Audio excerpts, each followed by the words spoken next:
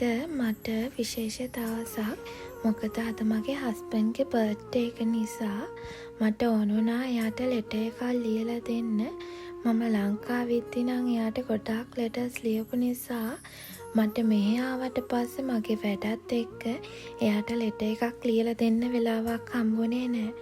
මම ලෙටර් එක ඉක්මනට ලියලා ඉවර කරලා ගියා එයාගේ බර්ත්ඩේ කේක් එක හදන්න. මේ පාර මම තමයි එයාගේ බර්ත්ඩේ කේක් එක හදන්නේ. ඒකත් මගේ ජීවිතේ මම බර්ත්ඩේ කේක් එකක් හදන පළවෙනි වතාව තමයි මේක. මම හිතුවට වඩා කේක් එක ලස්සනට ආවා. ඔයගොල්ලෝ බලන්නකෝ අන්තිමට මගේ කේක් එක කොහොමද කියලා. මගේ මේ කේක් රෙසිපි එක මගේ Facebook page එකේ තියෙනවා. ඔයගොල්ලන්ට පුළුවන් ඒකට ගිහිල්ලා බලන්න. මම හිතන්නේ මම ඒක YouTube එකටත් අප්ලෝඩ් කරලා තියෙන්නේ. ඔයගොල්ලන්ට පුළුවන් මේ දෙකෙන්ම මගේ මේ කේක් රෙසිපි එක බලන්න. මම ඉතින් සම්පූර්ණයෙන්ම කේක් එක හදන එකට මේකට දැම්මේ නැහැ. මොකද මගේ page දෙකේම මේකේ රෙසිපි එක මම දාලා තියෙන නිසා මම මේ මගේ ජීවිතය හදපු පළවෙනි කේක් එක විදිහට මම සතුටු වෙනවා. මොකද ඒක හරිම ලස්සනට වගේම හරිම රහටත් තිබ්බ නිසා.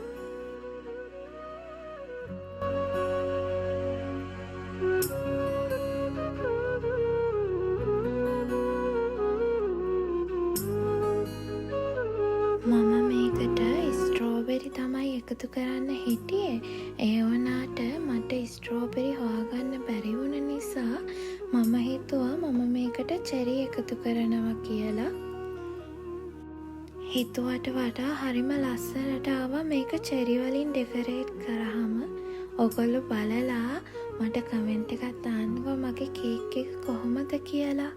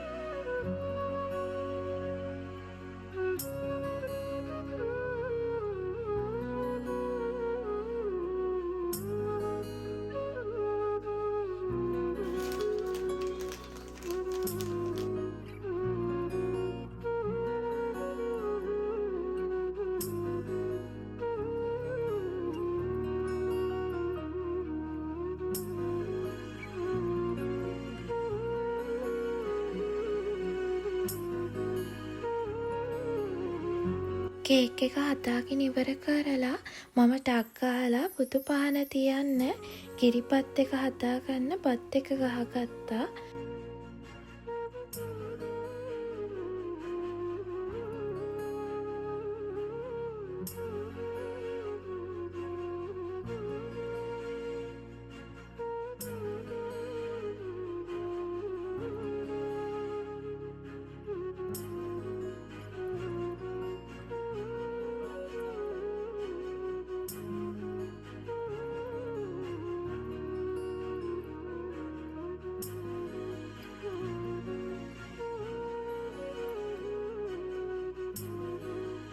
බුදු සාදුකාව තියෙන බඩු ටිකත් මං ඉක්මනට හොදාගත්තේ. මොකද මට ඕන වුණා හස්බන්ඩ් නැගිටින්න කලින් මේ හැමදේම ඉවර කරලා තියන්න. ඒ වෙනකොට කිරිබත් එකත් හරි ගිහින් තිබ්බ නිසා මම ඒකත් බෙදලා අයින් කරලා පළතුරු ටික හදාගත්තා. කොහොම හරි මට මේ ඔක්කොම කරගන්න පුළුවන් වුණා හස්බන්ඩ් නැගිටින්න කලින්. එයා නැගිට්ටට පස්සේ අපි දෙන්නම එකතු වෙලා බුදු සාදුරු පහන තිබ්බා. මට හරිම සතුටුයි මට මේ දේවල් ඔක්කොම තනියම කරගන්න පුළුවන් වෙච්ච එක ගැන. මොකද මගේ මේ පළවෙනි වතාව තනියම හැමදේම ලෑස්ති කරපු. මම හිතනවා කිසිම අඩුපාඩුවක් නොකර මං හැමදේම කරගත්තා කියලා. මම හරිම වාසනාවන්තයි මට මේ වගේ මහත්තයෙක් හම්බෙච්ච එක ගැන. මාව හරිම ලස්සනට ආදරෙන් බලා ගන්නවට.